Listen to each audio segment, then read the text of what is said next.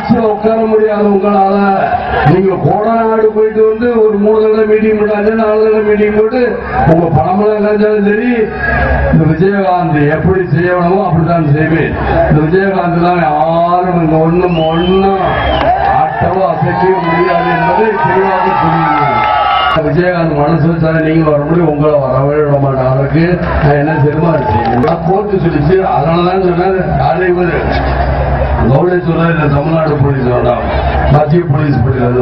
ஏன்னா தமிழ்நாடு போலீஸ் நம்பாதீங்க, செல்டா போலீஸ். இவர்கள் எப்படி எங்களுக்கு பாதுகாப்பு கொடுப்பாங்க? நான் எனக்கு பாதுகாப்பு கொடுக்க தொண்டர்கள் எத்தனை பேர், அவங்களுக்கு பாதுகாப்பு கொடு, மக்களுக்கு பாதுகாப்பு கொடுன்னா கேட்கிறேன். இது வரைக்கும் எங்கேயாவது ஒரு போலீஸ் காசுக்கு பார்க்க கூட ஒரு டிவியில பார்த்துட்டு என்னமோ கருத்து, மக்களோட கருத்து ஒன்று போட்டாங்க.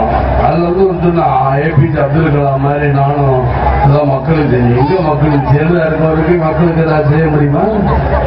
செய்யவே முடியாது. ஜெயலலிதா இருக்கிறதுக்கு மக்களுக்கு அதை செய்ய முடியும். அப்ப இருந்து இன்னைக்கு வரைக்கும் கருத்து வரல. இதுல வானத்தில் நின்றுட்டு இருந்தாலும் இருக்கும், தமிழ்நாட்டில் நின்றுட்டு இருக்கான்னு பேசுறவங்க தான் இந்த நத்தம் விஸ்வநாதன். நான் தெரியாம கேட்கிறேன், அப்படியே நீங்க உட்கார்ந்து எழுதுறாரு உங்க அம்மா. ஏன் நரேந்திர மோடிக்கு தயவுசெய்து கூட முதல்ல இந்த கரண்ட் வண்டி இல்லாட்டி ரொம்ப தமிழ்நாடு தாண்டா மாட்டேன் எழுதுறீங்க. ஏன் எழுதுறீங்க?